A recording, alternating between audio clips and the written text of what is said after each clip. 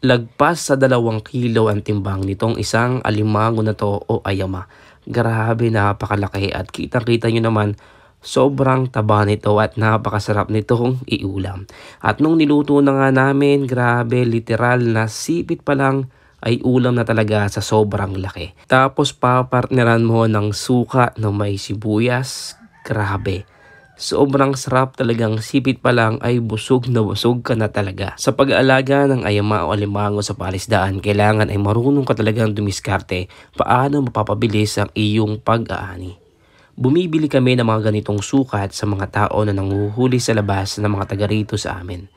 Yung ganitong mga sukat, kapag naglunuto o nagpalit ng balat ay malaki kaagad yung sukat na may idadagdag sa kanila. At ang kagandahan dito, kung halimbawa na may mag-order sa inyo ng mga sukat na hindi sobrang lalaki, ay meron kaagad kayong mahuhuli. Narito nga pala tayo sa palisdaan na inariendo namin at kasalukuyang nagpapagawa tayo dito ng pilapil.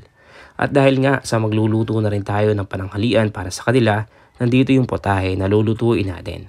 Meron nga pala tayo ditong manok na siya naman nating titunulahin. Kaya ginaya ko na rin yung mga rekado. At nasubukan nyo na ba na magluto ng tinola na ang ginamit yung sabaw ay itong sabaw ng buko ng nyog o mura kung tawagin dito sa amin. Napakasarap po kapag ganito yung inyong isinabaw. Kaya nung nagahit ko na yung mga rekado ay iginasa ko na rin, saka ko naman inilagay itong mga manok.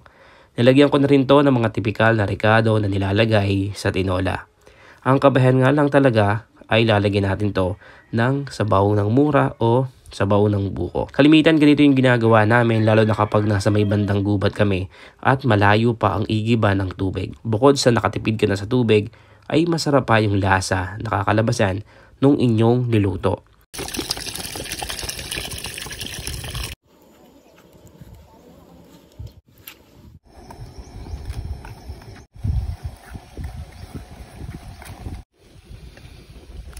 At hindi lamang yung sabaw ang ating inilagay, kundi inilagay rin natin yung laman. At yun, pakukulin lang natin to at nung malapit ng maluto ay nilagay ko na rin yung talbos ng sili. At dahil luto na, tinawag ko na nga rin yung ating mga manggagawa dito. Oras na para kumain ng pananghalian. Kumuha na rin ako dito at grabe, halos manamis-namis na may kakaibang lasa yung sabaw kapag buko yung ginamit ninyo. At yung mura o yung laman, pwede rin siyang gamitin na pang-ulam. Nandito na nga yung ating mga kasamang gumagawa dito, nanananghalian na rin. At dahil sa marami nga tayong hinulog ng mga ayama dito sa palisdaan na to, ay hindi mo maiiwasan ang makakita ng mga lungga kung saan-saan dito sa loob ng palisdaan. At dahil nga sa tayo ay nagpapahukay at madadaanan itong mga lungga na to, hukay na natin sila para mailipat. Dahil baka tamaan ng tagad kapag nagagawa na sila. Napakarami pong lungga dito, kahit saan katumingin ay meron kang makikita. Yung iba malaki, yung iba naman po ay maliliit pa. At itong isang to po, para hindi siya tamaan mamaya ng tagad, baka po kasi yung laman ay matamaan, huhukay na po natin para mailipat na sila o doon na lang sila sa ibang lugar maglungga. At ang mga ayama po, kahit po matigas ang ibabaw ng lupa ay nakakapaglungga po sila dahil sa ilalim naman po niyan ay malambot at meron pong tubig.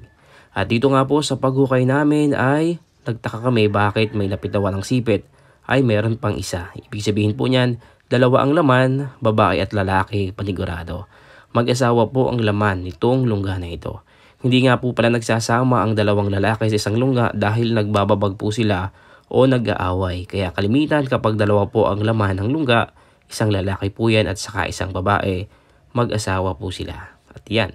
Natanggalan nga lang po ng sipit itong babae pero sisibol pa naman po siguro yan dahil maliit pa naman siya. At meron nga pala kami ditong isang malaking ayama o alimango na kung tawagin po dito sa amin ay magtatawid. Ayan po, grabe, napakalaki po nito at ang timbang po nito ay nasa 2 kilo po at 2 guhit. Grabe, napakalaki. Mas malaki pa po ito doon sa nahukay natin noong nakaraang video kung napanood nyo po.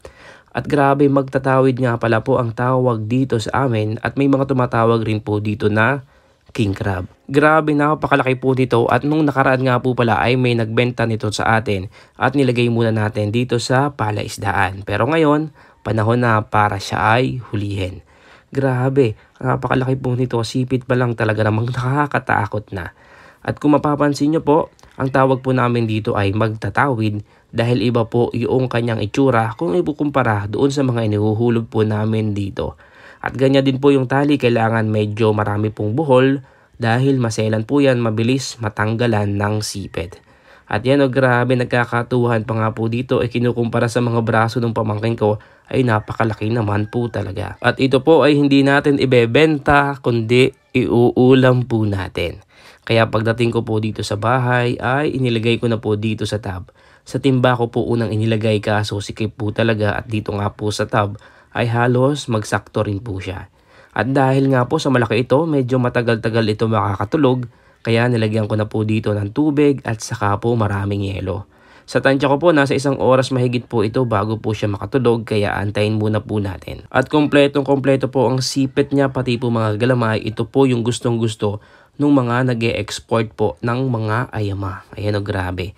Iwanan muna po natin yan at babalikan po natin mamaya. At makalipas nga po yung 1 oras mahigit po ng konti, ayan. Tulog na po yung ating malaking ayama, pwede na po natin kalasin yung kanyang tali. Dahil grabe naman po talaga kapag nilinisan natin to ng buhay ay baka masipit tayo. At eto po, grabe napakalaki po nung sipit niya. Sobrang tigas din po at kung ikukumpara po dun sa braso ko ay napakalaki po nung kanyang sipit. At delikado po ito kapag ganito yung nakasipit dahil sobrang tigas po ng sipit niyan. Mahirap tanggalin, baka po pag naglock sa ating braso ay hindi po kaagad natin matanggal, siguradong sobrang sakit. Kaya yan po, ginamitan ko na lang po dyan ng brush para malinisan na po. At yung kanya pong kuyamit o yung kanya mga paa, tingnan nyo po, grabe. Kahit po ito pa lang ay ulam na rin po. At nung nilagay ko nga po dito sa isang kawali ay grabe, sikip nga po nakalabas yung kanyang mga sipit. Kaya pinalitan ko po nitong mas malaking kawali. At yan grabe, saktong-sakto nga po siya dito. At ang luto nga pala po na gagawin natin dito ay nilaga lamang po. Nilagyan ko lang po ito ng asin at tubig tapos tinakpan ko lamang po. Dahil sa malaki rin po ito, medyo matagal din po natin itong lulutuin. At yun grabe. Makikita nyo, nagbago na agad po yung kanyang kulay. Pakukulan lang muna natin siya dito po ng medyo matagal po. At yan, nung medyo naiiga nga po ng konti, binaligtad ko lang po saglit para maluto rin po yung kabila. Tapos sinagdagan ko po ng tubig at saka ko po tinakpan uli. Hahayaan lang po ulit natin niyang kumulo. At kapag po ganito yung sukat ng ayama, ang maganda na po luto talaga dito ay yung nilaga lamang po o yung steam. At yan, luto na po ang ayama. Tinawag na po ang pamilya. Gumawa na rin po ako ng sausawan dito. Suka na may sibuyas at paminta. At ang ulam po ng isang pamilya ngayon ay 1 pirasong ayama. Grabe, 2 kilo ba naman po at 2 guhit ang timbang nito. Ang katumbas po nito sa medium size ay nasa 14 na pong piraso ng mga ayama. At yan, grabe, napakalaki. Sige po sa plato. At syempre, akin po itong isang sipit na to. At yung isa daw naman po ay dito sa aking ate.